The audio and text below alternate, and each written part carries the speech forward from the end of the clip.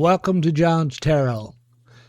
This isn't fortune telling, it isn't prediction, and it isn't about escaping the ordinary. This is a space where we slow down long enough to notice structure in our lives, in our history, and in ourselves. The symbols don't tell us what to do. They give us a place to land for meeting. And here we explore the maps. Tarot, the I Ching, the runes, not as authorities, but as mirrors. What emerges is already there. We're just learning to see it more clearly. If you're walking your own path of integration, if you're caring less than you used to, or if you're simply curious about how structure becomes alive, you're in the right place. Let's begin. Hello and welcome to John's Tarot. I hope you're all doing well. I want to apologize a little bit about running a little late with this week's episode. I just put up a new computer and it's taken some time to get it all set up. And I was working all week. I worked Sunday, Monday, Tuesday, and I've just been setting up my new computer and, to reinstall old programs and things like that.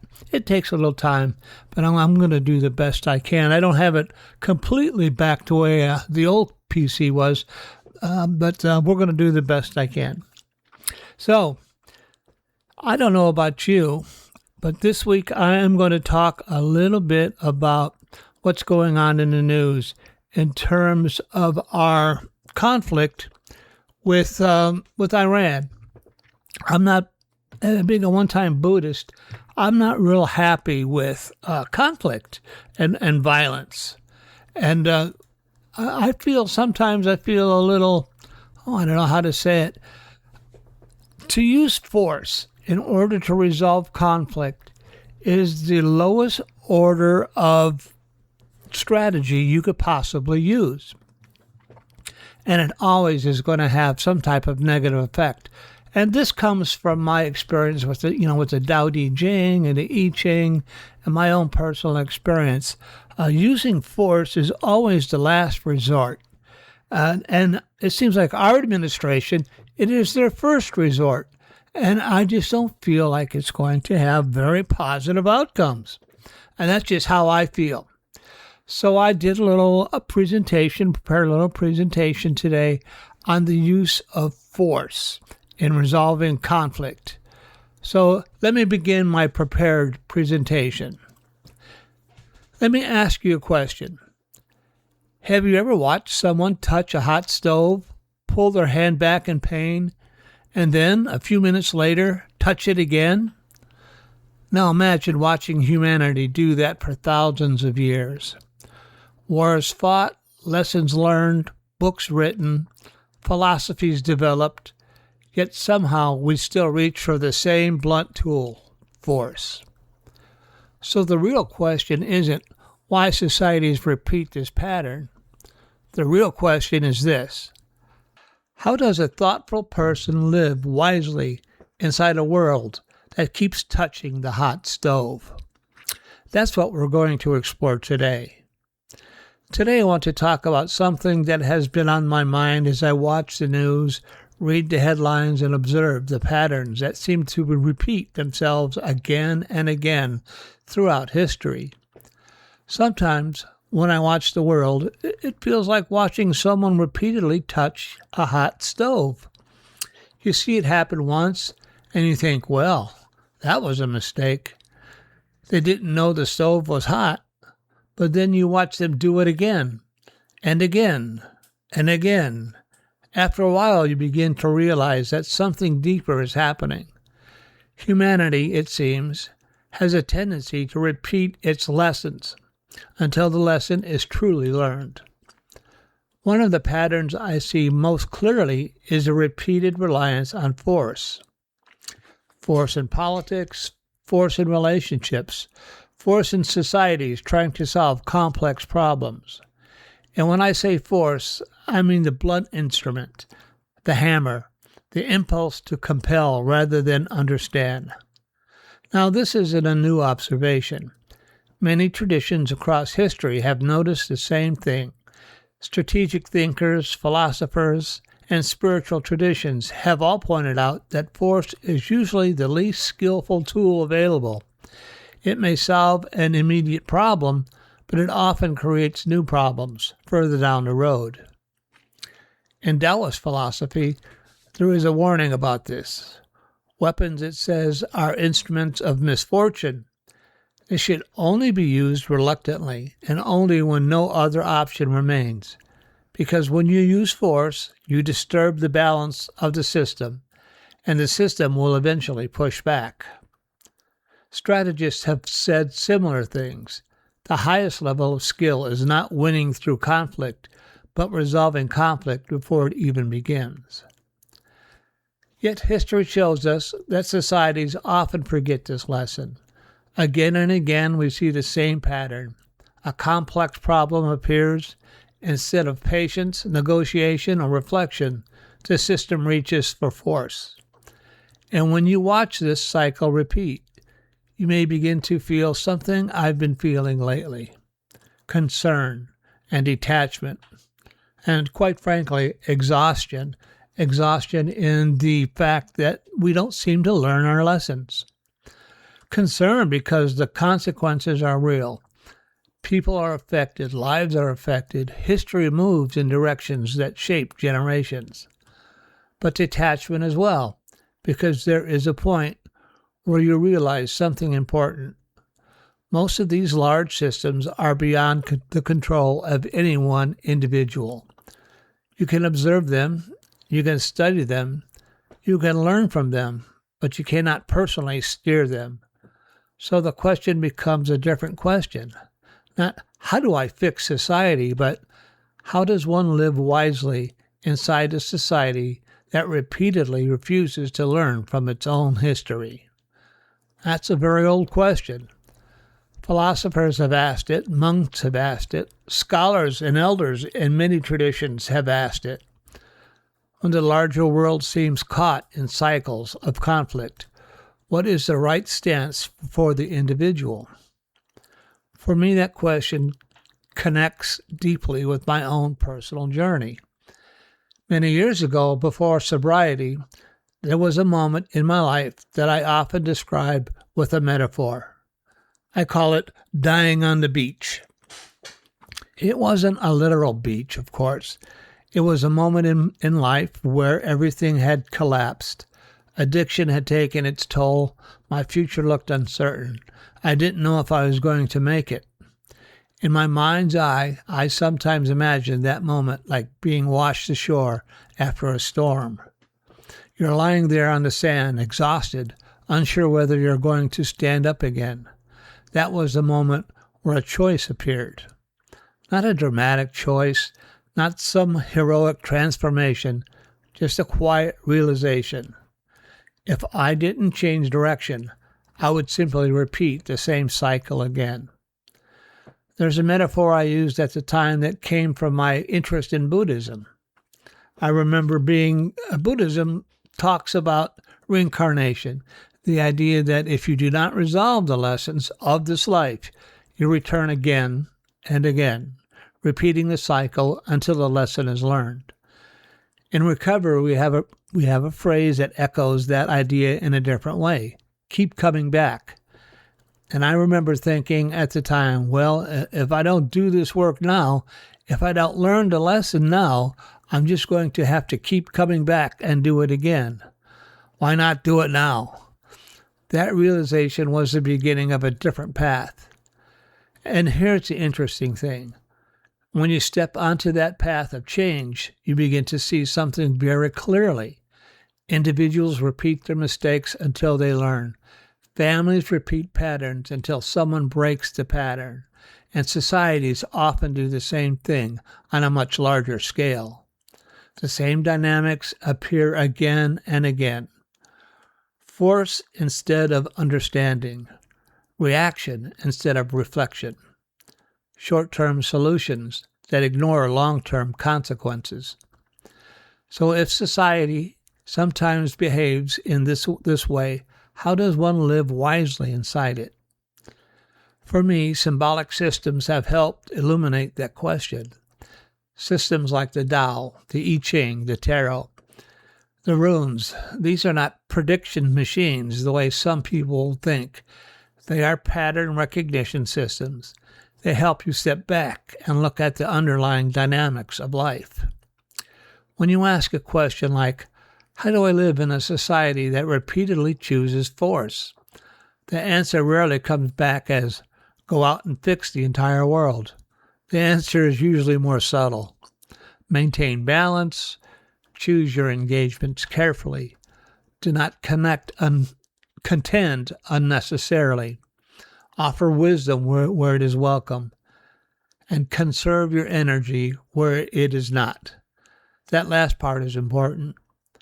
One of the things I've noticed in recent years is that many conversations about politics or society are not really conversations at all. They are arguments, performances, people defending identities or teams. When curiosity disappears, meaningful dialogue becomes impossible. So I've adopted a very simple rule for myself. If someone wants to argue, I step back. If someone wants to explore ideas, I'm happy to talk. And when those genuine conversations happen, something interesting occurs. Sometimes I learn something I hadn't considered. Sometimes the other person sees a new perspective. Sometimes we simply reach a deeper understanding of the complexity of the issue. The goal isn't to win. The goal is to understand. This approach reminds me of another principle that appears in many traditions. Do not force insight on those who are not seeking it. You cannot offer perspective, but you cannot you can offer perspective, but you cannot compel someone to see. And that brings me back to the question we started with. How does one live wisely in a society that repeatedly uses force and refuses to learn from history? Perhaps the answer is simpler than we think. Live in a way that reflects the lessons you have learned. Maintain balance. Stay informed without becoming consumed by outrage. Engage with those who are genuinely curious, and invest your energy where you can actually make a difference. For me, that sphere of influence has become smaller and more focused over time. Conversations with thoughtful people, creative work, the exploration of symbolic systems that help illuminate patterns of life.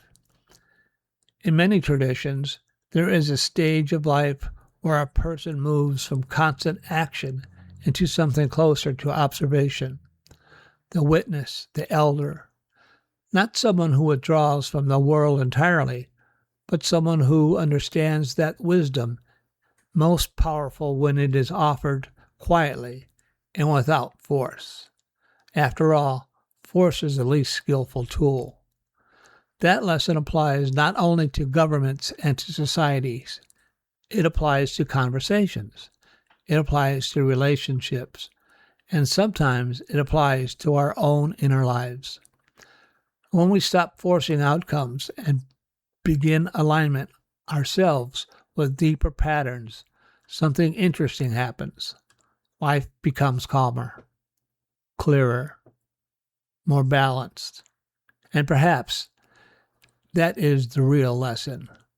We may not be able to prevent humanity from touching the hot stove again, but we can choose not to keep touching it ourselves. And sometimes simply living that way is enough to show others that another path exists. So we come back to the question we started with. How does one live in a society that repeatedly chooses force and refuses to learn from history? Perhaps the answer is not to force the world to change. Perhaps the answer is to change the way we stand within the world. To remain informed but not consumed. To engage where curiosity exists. To step back where force and anger dominate. To live in balance even when the larger system has lost its balance. History may continue to repeat its lessons. Societies may continue to touch the hot stove, but each of us still has a choice. We can repeat the pattern, or we can learn from it. And sometimes the quiet example of someone who has learned the lesson is the beginning of change for someone else. I hope you enjoyed my presentation and that it gives you something to think about. It's only meant to be thoughtful and to, reframe what's going on and not be consumed by the news media and the anger machine. And and I get into it too. I get too much YouTube, and I get into the what they call it, anger scrolling, and I need to withdraw from some of that. And because I'm not going to be able to change much of it. What I can change is myself. So I have been. I'm going to give you a free tarot reading. I'm going to give you a free tarot spread to try yourself. These tarot spreads are really quite interesting. If you get out your own deck and try it yourself, you'll come up with answers that make sense to you.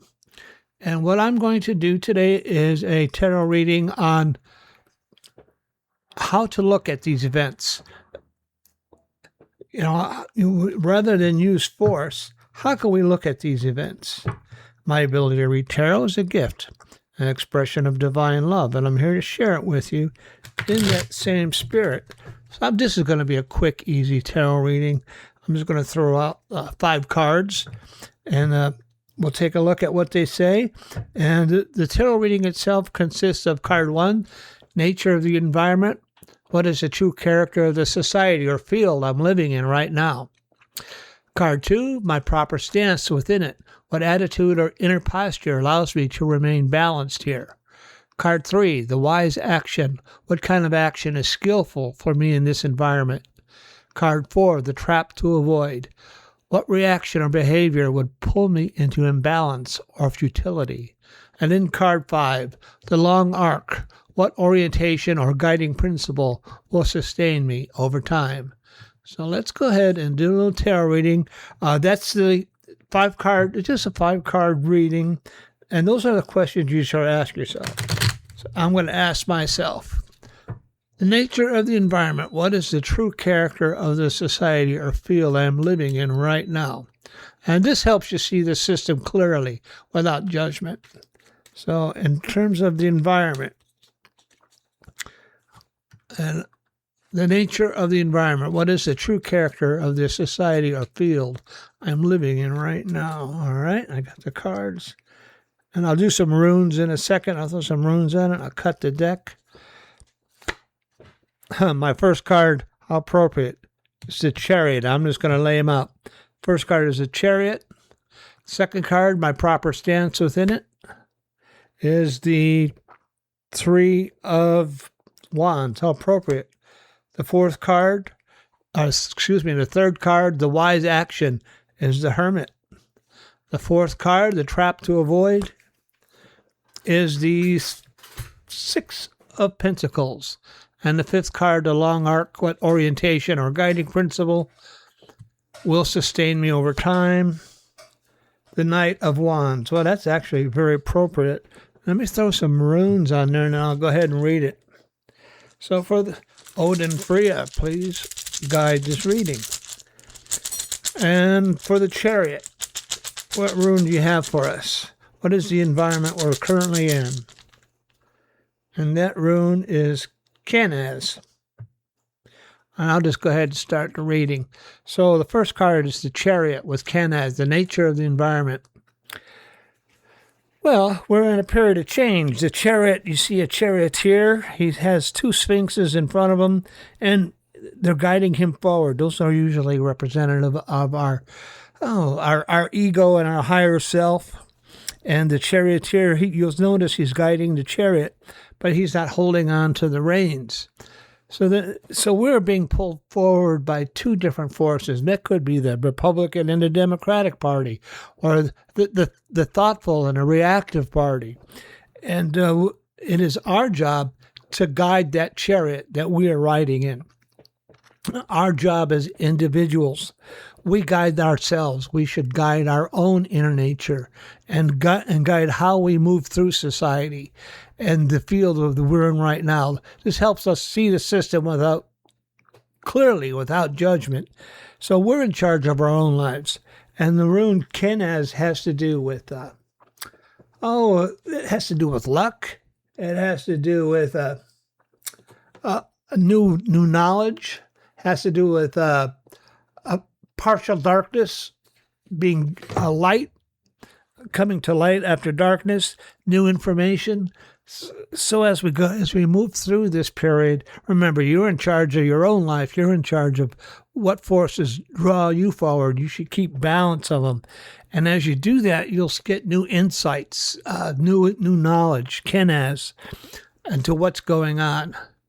The second card, my proper stance within it.